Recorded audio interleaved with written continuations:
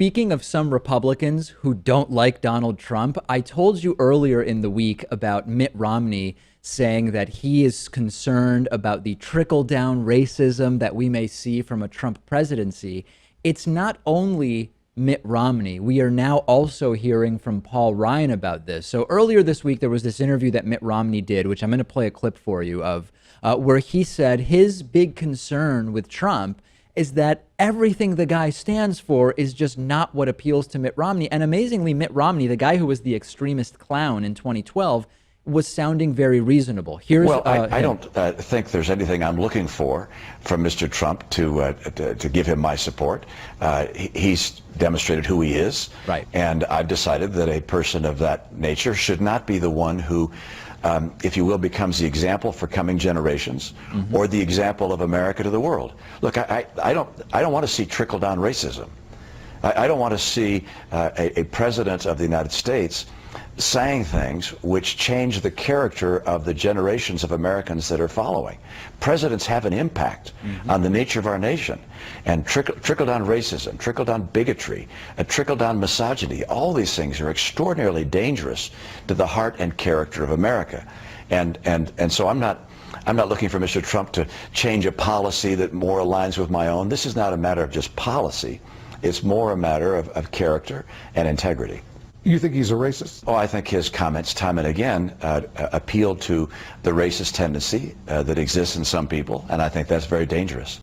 Mitt Romney said nothing there that I can disagree with. Mitt Romney made perfect sense. Mitt Romney struck me as a guy where I would say, based only on that, and of course I would never vote based only on 30 seconds of someone talking to Wolf Blitzer, but if I were to, there was nothing there that was off-putting. So Donald Trump making Mitt Romney seem reasonable. And now Paul Ryan has pointed out the obvious, which is, wait a second, Donald, wait a second. We're at war with radical Islam. We're not at war with all Muslims, as Donald Trump has implied time and again during his presidential campaign. After the horrific Orlando gay club shooting, Donald Trump again renewed his calls for this Muslim ban. And Paul Ryan reiterated a day or two ago that he's completely opposed to that ban, that we are not at war with Muslims writ large. It is not a war with Islam, said Paul Ryan at a press conference in Washington, D.C.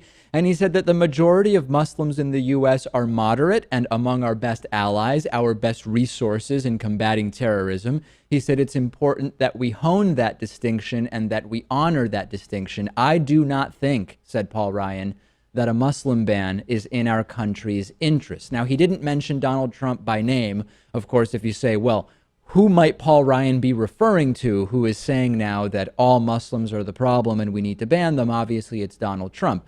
The big difference is Mitt Romney has not endorsed Donald Trump. In fact, he's done quite the opposite, Lewis, in saying that he is not going to vote for him, whereas Paul Ryan has, but he seems to not really like the guy. He really seems to be under duress.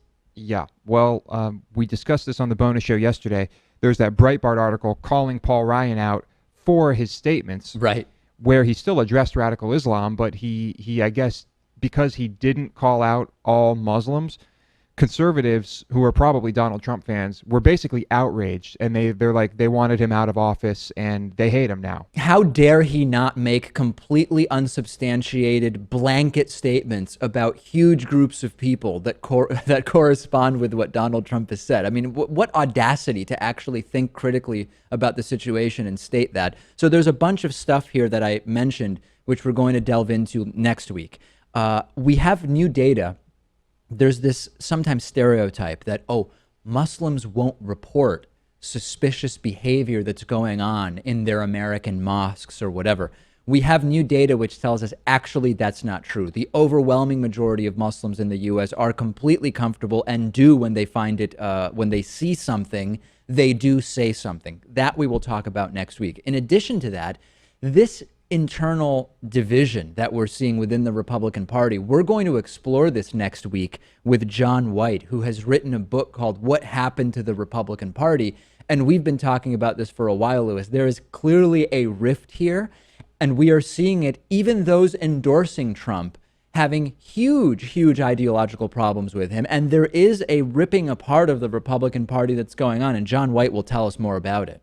Yeah, we can't really just attribute this to Trump. There's more going on here, and it's fascinating, and I love it. I can't wait to see what happens. Send me your thoughts about this. I'm on Twitter at @dpakman. Of course, Lewis also on Twitter at @LewisMotomedy. Speaking of under duress, Lewis tweeting under duress, but he is doing it, and for that he should be applauded. I've talked about how people of all ages, but particularly millennials, are owning cars less and participating more in the sharing economy. And one of the more popular options is Zipcar, which gets you a car when you want it, when you need it.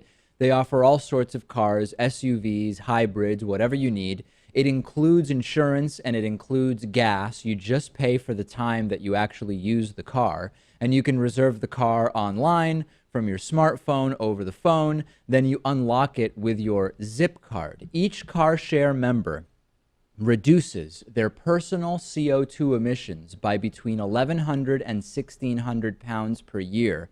For our audience, Zipcar is offering $25 of free driving credit if you sign up at joinzipcar.com/David.